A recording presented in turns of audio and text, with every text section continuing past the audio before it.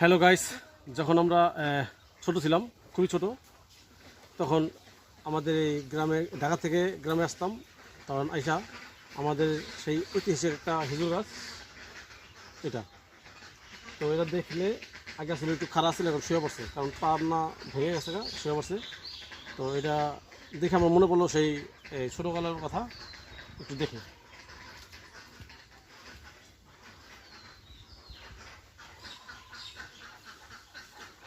Guys,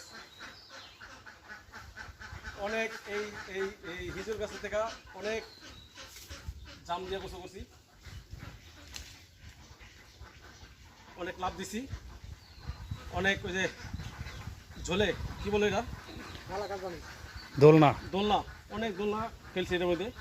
অনেক স্মৃতি আছে আমাদের এই এই গাছের, অনেক স্মৃতি, অনেক ছোটোবেলা থেকে আমরা এই গাছটাই করতেছি। এই হলো আর কি, আমার মনে পড়লো, তার জন্য আপনাকে দেখালাম। ধন্যবাদ।